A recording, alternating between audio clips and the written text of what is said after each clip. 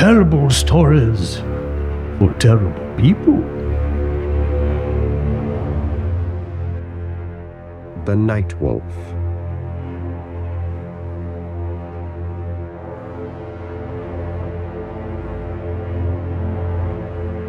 I didn't pay much attention to the Huntsman, who lived at the very edge of our village, and whenever I did try to give him a greeting or nod of the head, I was always met with only a sneer and a low snarl.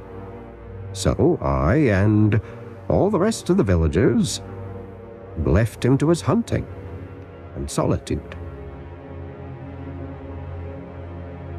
He came to my church every Sunday without missing a one, so we figured he was God-fearing enough not to harm us.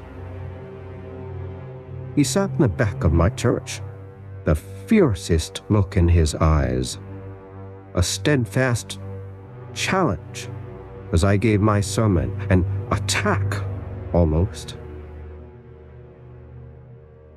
But he'd always put something in the collection basket, so again I assumed he meant us no harm.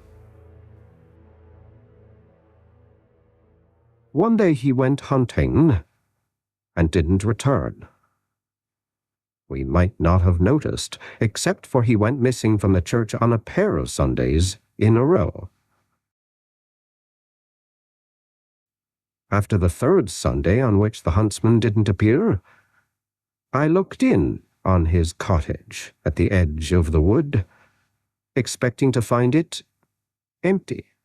But instead, to my surprise, I found everything still in place. His clothes, his dishes, his firewood, even some bread and eggs and fruit, though gone 2 weeks on spoiling. There was none reported to have seen him, and I knew of no relatives, no kin, no one to whom to report his absence. So I made a note in the church registry and prayed for his safe return. I did not record my personal and private relief that he no longer prowled at the back of my church. Now, at the same time, there appeared in our midst a night wolf. We first saw his prints in the dust around the church well. Large paw prints, twice or thrice the size of a normal wolf's, with 2 spiked talon marks at the top of each of his toes. Then a few nights later, we heard snarls, low and threatening, all of us, at our windows, in our woodsheds, in our coal bins, but only at night. The night wolf's snarling started at dusk and continued till dawn, low and quiet, vibrating in the floors, the rattling of the window panes, yet always just out of sight, as if he would lunge at us at any moment. But the most frightening were the sightings of his eyes. His red, luminous eyes, which we would see peering at us, all of us, through the leaves of shrubs or between the pickets of our fences, or in a shadow at the end of the lane, peering, watching, warning, threatening.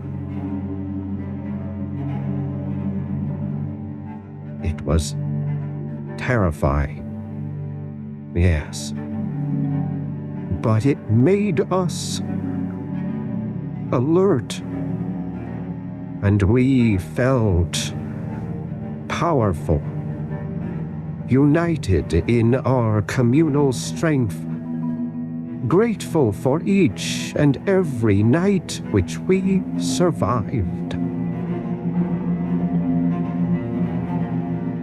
Was the night wolf none other than our huntsman, returning to us in some tormented form, or sent to us by the huntsman?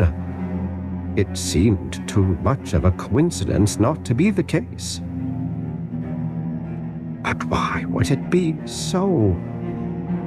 What had we done to him to have brought on this haunting, this scourge? And was it merely a matter of time before he mauled us in our beds? We pleaded with him to leave us alone, or tell us what we had done to warrant his wrath.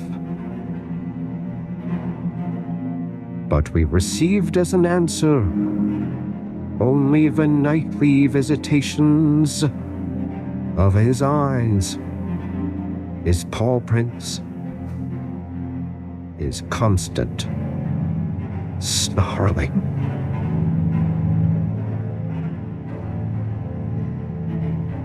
In time, we grew used to it. There were no actual attacks, mere dread. Soon we began not to notice it much at all. His red eyes became as constant as the moon, the trembling floorboards as familiar as the night owl. Then one day, it ceased. All of it. There were no more nocturnal visitations, no more hauntings.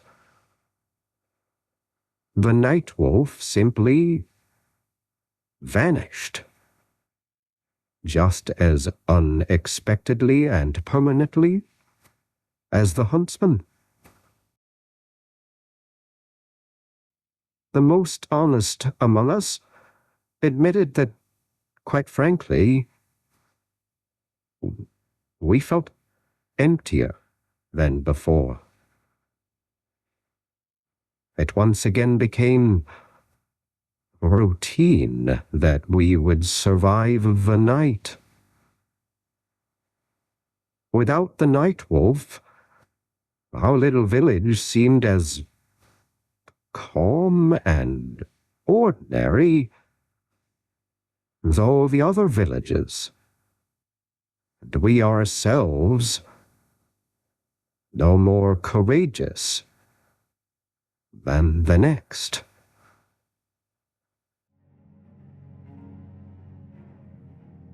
I miss him. The end.